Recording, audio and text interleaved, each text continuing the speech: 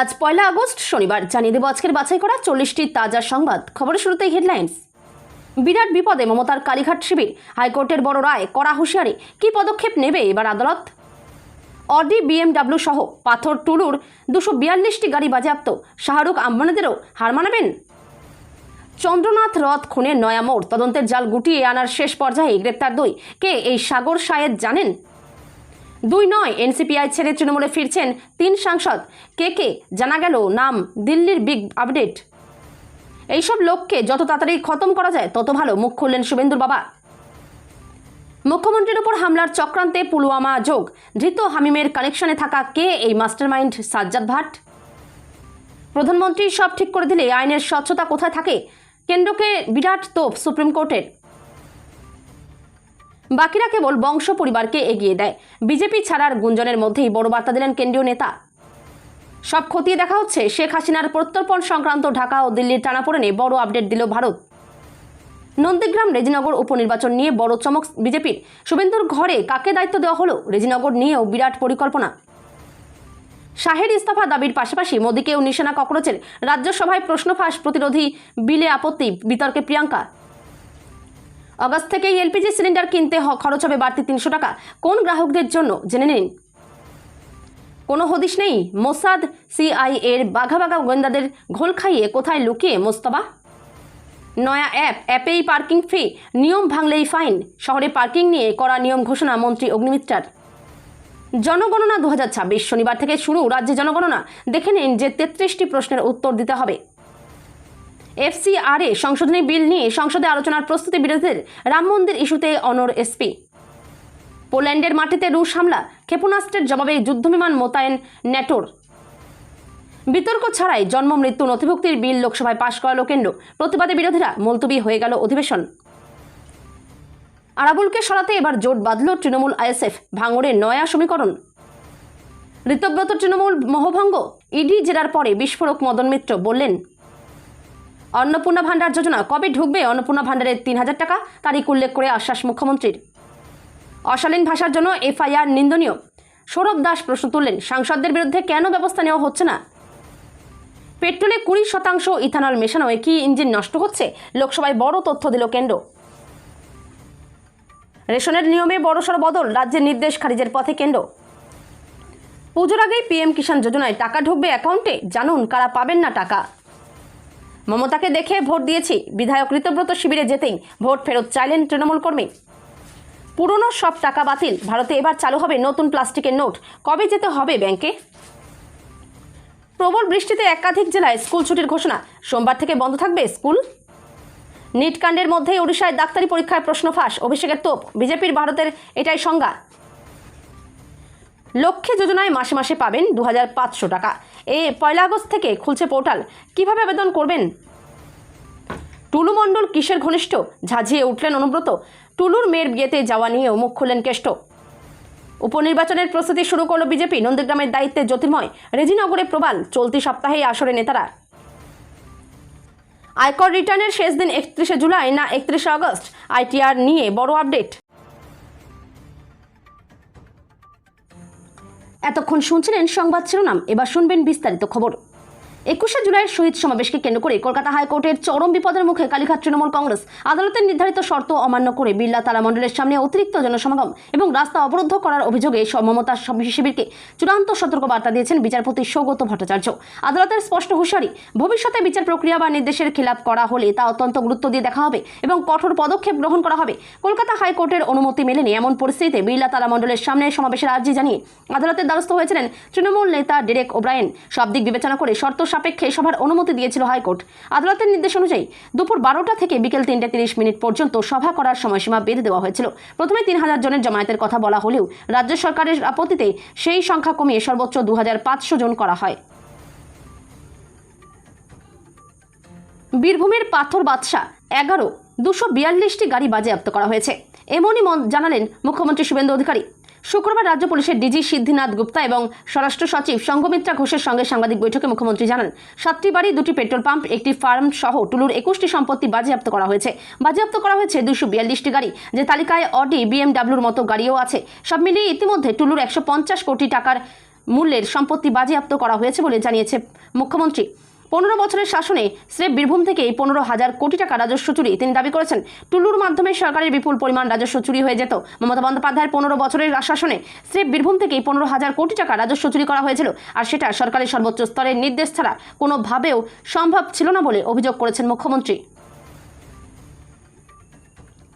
শুভেন্দু অধিকারীর আত্মসহায়ক চন্দ্রনাথ রথের খুনে গ্রেপ্তার করা হলো আরও দুজনকে। এই ঘটনার তদন্তভার দেওয়া হয়েছিল কেন্দ্রীয় তদন্তকারী সংস্থা সিবিআইয়ের হাতে।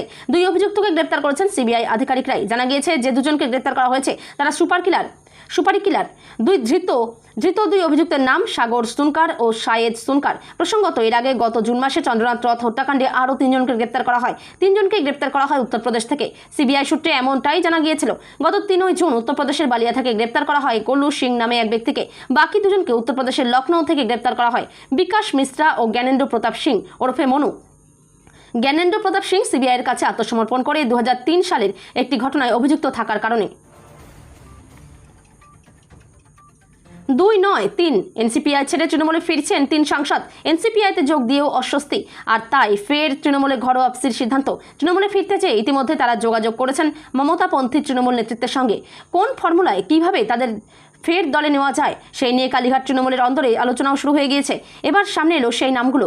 কে কোন 3 সাংসদ এনসিপিআই থেকে ফিরছেন বা ফিরতে চান তৃণমূলে?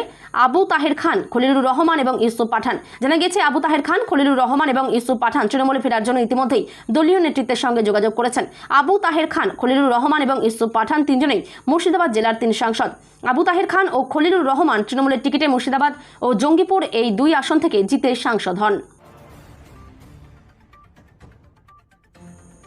মুখ্যমন্ত্রীর নিরাপত্তা নিয়ে এবার উদ্বেগ প্রকাশ করলেন শুভেন্দু অধিকারীর বাবা শিশির অধিকারী। বর্ধমানের রেনেসা হাউজিং থেকে হামিম মণ্ডল নামে জৈশ-ই মোহাম্মদের এক সন্দেহভাজন সদস্যকে গ্রেপ্তারের পর মুখ্যমন্ত্রী শুভেন্দু অধিকারীর নিরাপত্তা নিয়ে নতুন করে উদ্বেগ তৈরি হয়েছে।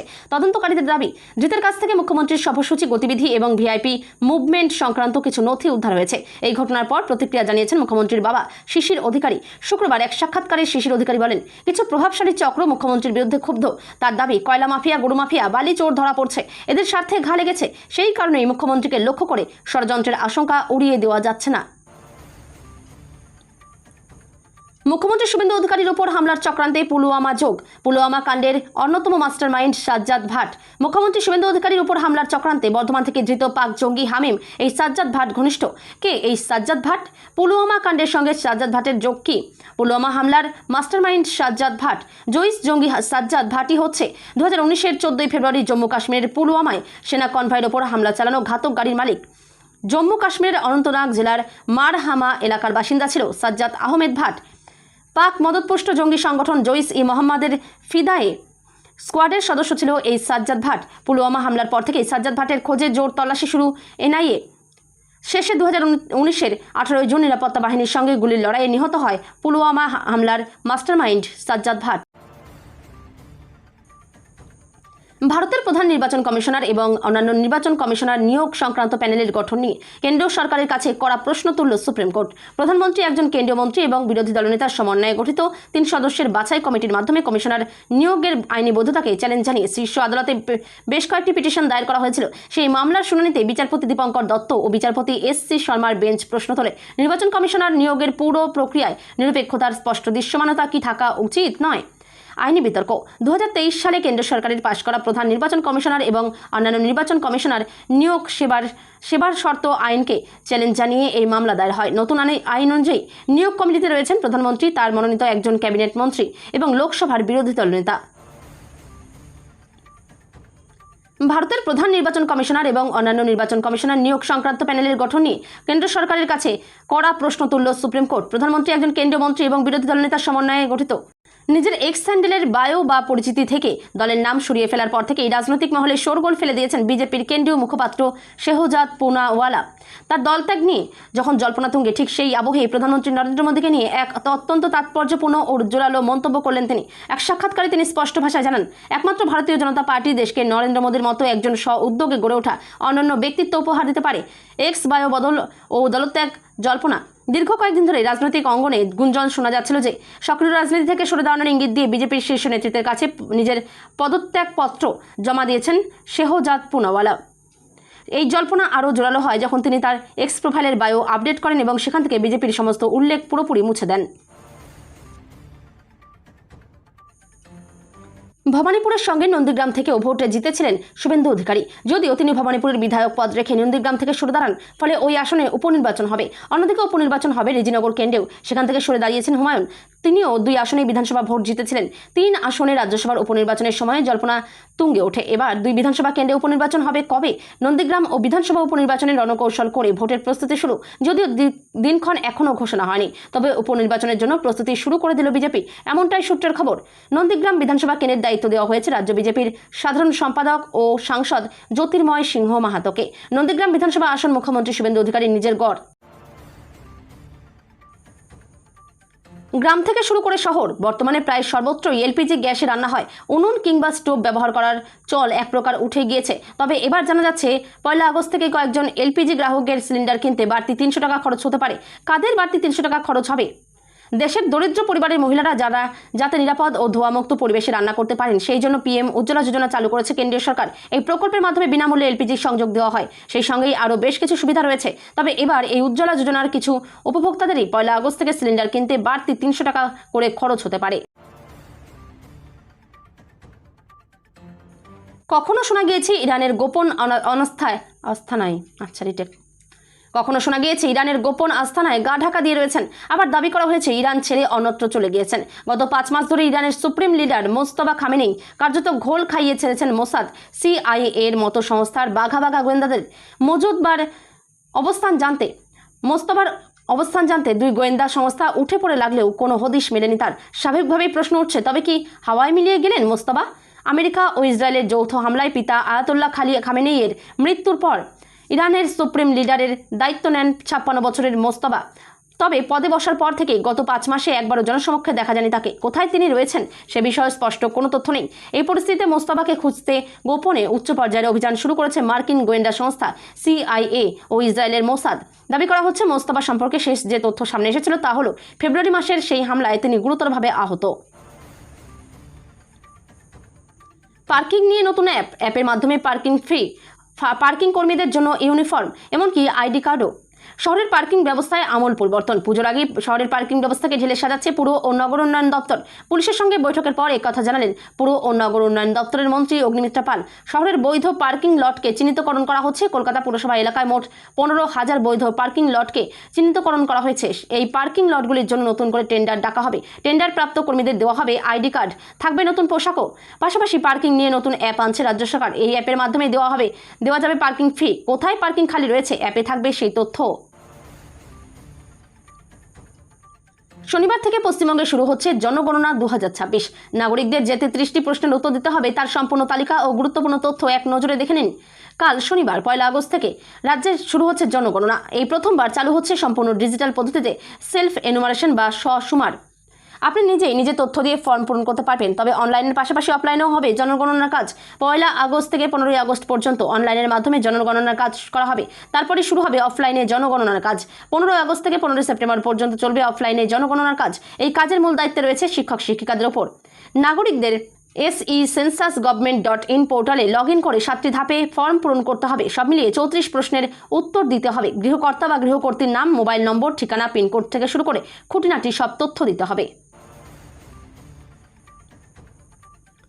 ছাত্রছাত্রীদের একাধিক ইস্যুতে সরকারের বিরুদ্ধে ঐক্যবদ্ধ প্রতিবাদের পর এবার সংসদে নিজেদের অবস্থান পুনর্বিবেচনা করতে হচ্ছে। কারণ ইন্ডিয়া জোটের একটি অংশ ফরেন কন্ট্রিবিউশন রেগুলেশন সংশোধনী বিল 2026 নিয়ে আলোচনায় অংশ নিতে আগ্রহী। অন্যদিকে জোটের দ্বিতীয় বৃহত্তম শরিক দল সমাজবাদী পার্টি রাম মন্দিরের অনুদান কেলেঙ্কারির অভিযোগে প্রতিবাদ জারি রাখতে চায়। বৃহস্পতিবার সংসদের রণকৌশল ঠিক করতে আয়োজিত বিরোধীদের বৈঠকে কংগ্রেস, বাম এবং তৃণমূল কংগ্রেসের মতো কয়েকটি দলের নেতারা FCR এর সংশোধনী বিলের ওপর আলোচনায় অংশ নেওয়ার পক্ষে সওয়াল করেছেন বলে সূত্রের খবর। সরকারের পক্ষ থেকে অবশ্য এখনও স্পষ্টভাবে কিছু জানানো হয়নি যে তারা বিলটি আলোচনার জন্য তুলবে কিনা। চলতি বছরের মার্চ মাসে বিলটি পেশ করা হলেও প্রতিবাদের মুখে তা স্থগিত রাখা হয়েছিল। তবে বুধবার হিন্দুস্তান টাইমসকে এক বিরোধী নেতা জানিয়েছেন আগামী সোমবার এই বিলটি সংসদে আলোচনার জন্য তোলা হতে পারে। রুশ ইউক্রেন যুদ্ধের আজ এসে পড়ল প্রতিবেশী দেশেও, যা কার্যত উস্কে দিল তৃতীয় বিশ্বযুদ্ধের আগুন। ন্যাটোর সদস্য দেশ পোল্যান্ডের আকাশসীমায় ঢুকে পড়ল রাশিয়ার ক্ষেপণাস্ত্র। এই ঘটনার সামনে আসতে শোরগোল পড়ে গিয়েছে। বিষয়টি সামনে আসার সঙ্গে সঙ্গে ন্যাটোর দেশগুলির তরফে পোল্যান্ডের মোতায়েন করা হয়েছে F-16 ফাইটার জেট। নড়ে চড়ে বসেছে ইউরোপের দেশগুলি। জানা যাচ্ছে, সম্প্রতি পূর্ব পোল্যান্ডের তারনাওয়া কলোনিয়া গ্রামে আছড়ে পড়ে একটি রুশ ক্ষেপণাস্ত্র।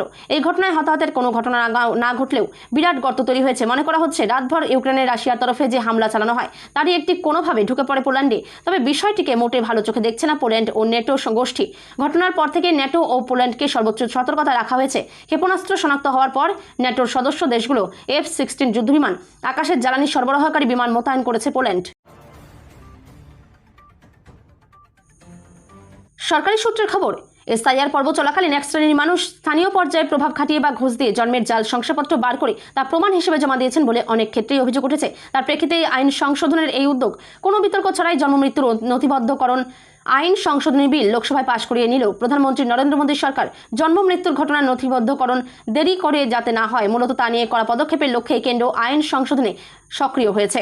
সংসদে সরকারের তরফে জানানো হয়েছে, জন্ম বা মৃত্যুর ঘটনা যথাযথ সময়ে নথিভুক্ত করার জন্য নাগরিকদের সচেতন করতে বিলটি আনা হয়েছে। তবে সরকারের একটি সূত্র জানাচ্ছে, ভোটার তালিকার বিশেষ নিবিড় সংশোধন চলাকালীন এক শ্রেণীর মানুষ স্থানীয় পর্যায়ে প্রভাব খাটিয়ে বা ঘুষ দিয়ে জন্মের জাল শংসাপত্র বার করে তা প্রমাণ হিসেবে জমা দিয়েছেন বলে অনেক ক্ষেত্রেই অভিযোগ উঠেছে।